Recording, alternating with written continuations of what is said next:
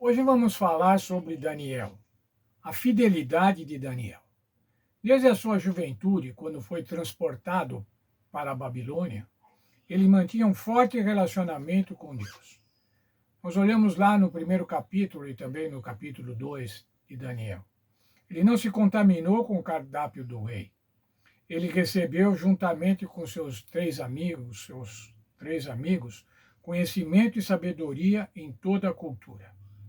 Ele podia interpretar sonhos. Ele era sábio. Ele possuía o Espírito de Deus. Era guiado pelo Espírito Santo. Ele era muito amado no céu. Veja que isso está em capítulo 10, verso 11 de Daniel. Ele era amado por Deus. Mas o capítulo 2 de Daniel apresenta uma crise na corte de Babilônia, que já estudamos outras vezes para estudar a profecia. O que aconteceu? O rei Nabucodonosor teve um sonho que o deixou muito perturbado, mas interessante, ele não lembrava do sonho.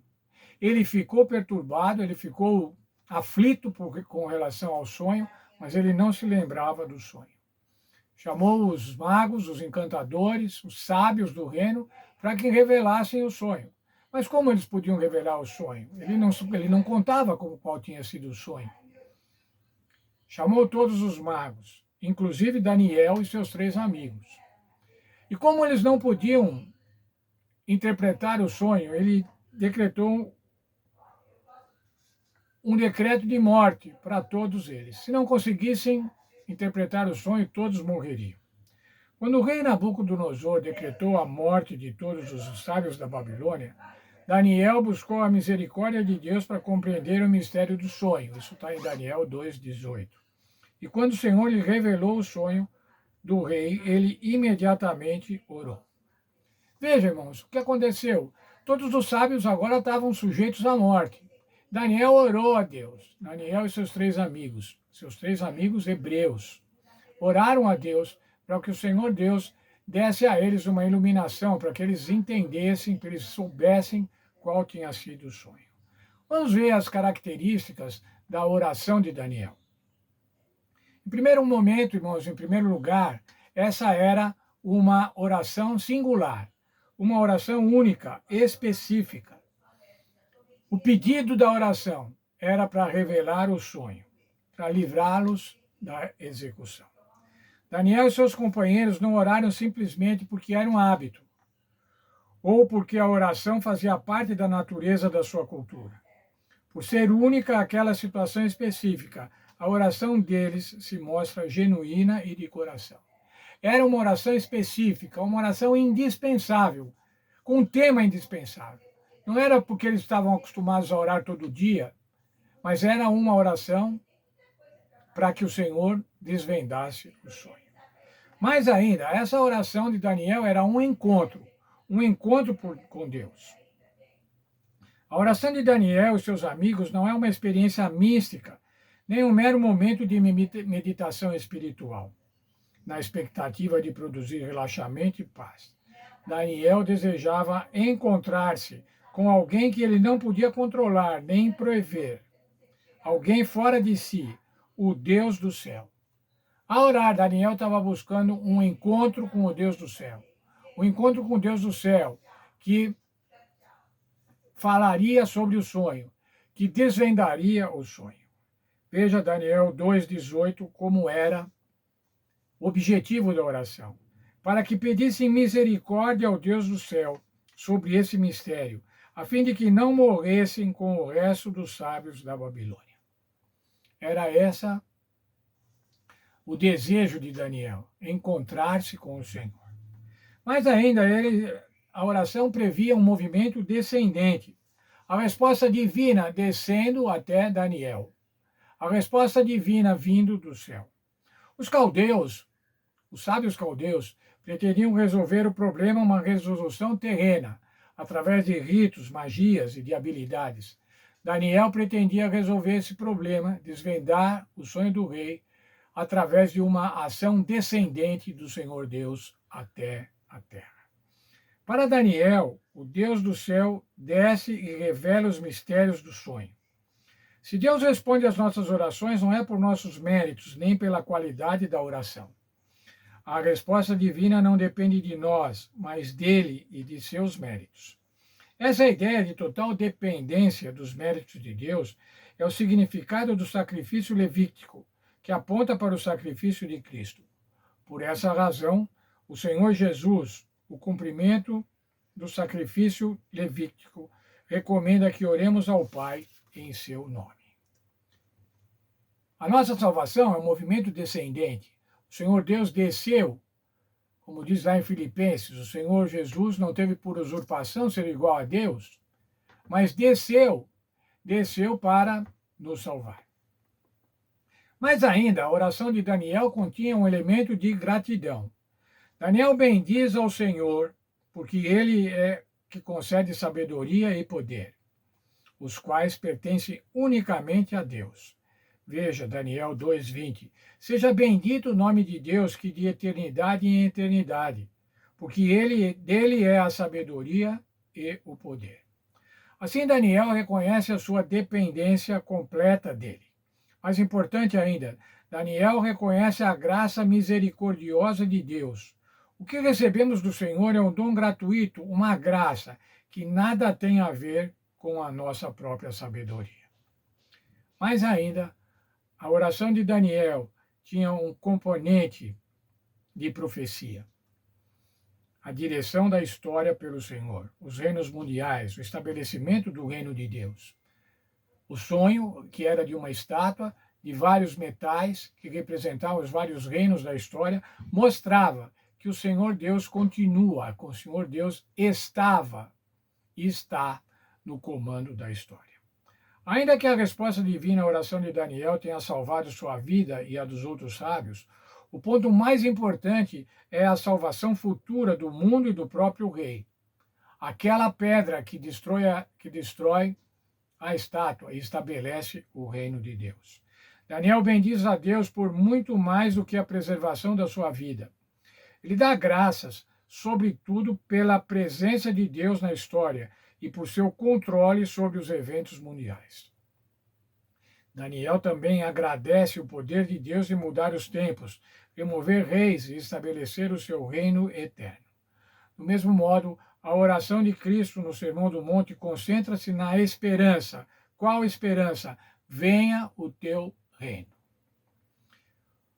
Daniel progrediu em Babilônia, quando ele desvendou o mistério do rei, o sonho do rei, desvendou o mistério, a vida continuou e Daniel então continuou no reino, prestigiado no reino. Com o passar dos anos, enquanto os reis se sucediam, Daniel permaneceu como conselheiro real. Daniel se destacou tanto entre os supervisores e os sátrapas por suas qualidades, por suas grandes qualidades, que o rei planejava estabelecê-lo sobre o reino. Isso está em Daniel 6:3. Ele era fiel e não se achava nele nenhum erro nem culpa. Era um funcionário público íntegro que trabalhava, não se achava nele culpa. Apesar do forte ciúme das tramas maldosas de seus colegas, Daniel continuou constante e destemido em sua vida de oração. Ao Daniel prosperar, ele despertou o ciúme dos outros conselheiros do rei, dos outros sátrapas. E agora eles queriam neutralizar Daniel, tirar Daniel da liderança, quem sabe até matar Daniel. Mas eles mesmos reconheciam: nós não encontramos nada de mal nesse homem, não tem nada que lhe desabone. Nunca acharemos motivo para acusar Daniel. Não tem jeito. Não vamos encontrar nada, não vamos encontrar nada que possa comprometer Daniel. Bem, mas então, alguma coisa deve ter. Se tiver alguma coisa, vai ser com relação à sua religião. E daí eles articularam um plano que envaidecia o rei, na ocasião era o rei Dario, que enaltecia o rei. Olha, vamos estabelecer um decreto, rei, estabeleça um decreto, que ninguém pode pedir nada para nenhum Deus. Ninguém pode pedir nada para ninguém, a menos para o Senhor. O Senhor é que vai ser o doador de todas as coisas. Vai ser o provedor de todas as coisas. Na verdade, isso envaideceu o rei. O rei estabeleceu esse decreto. E agora, então, aqueles inimigos de Daniel foram ao rei e falaram: ó, Daniel continua orando. Ele continua orando. Daniel orava. Daniel orava 3 vezes ao dia, como diz a Bíblia. E ele abria janelas e se voltava na direção de Jerusalém e orava 3 vezes ao dia. O que aconteceu? Diante das dificuldades, agora Daniel orava. Mesmo com ameaça à própria vida, manteve-se coerente e perseverante. Orava 3 vezes por dia, como de costume, e fazia isso com as janelas abertas, voltado para Jerusalém. Sua oração era um ato físico. Ele se ajoelhava e se concentrava em ações de graça. Bem, Daniel continuava orando. Tinha lá o decreto e ninguém pode pedir nada para outrem. Mas Daniel continuara orando para Deus. Daniel subiu ao seu quarto superior para orar. Como Jesus aconselhou, mas ao orar, entra no teu quarto e, fechada a porta, ore ao seu pai. A oração de Daniel é privada e pessoal, uma oração em secreto, que ninguém, exceto o próprio Deus, ouve. Quando oramos com a preocupação de ser ouvidos, pensando no que os outros estão pensando, podem pensar das nossas palavras e da nossa reputação, a oração se transforma em um exercício de relações públicas, em um desfile de palavras e orgulho.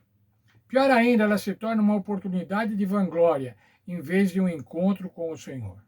Uma oração orgulhosa pode até ser apreciada pelos homens, mas nunca alcança a Deus. Veja, irmãos, uma oração orgulhosa.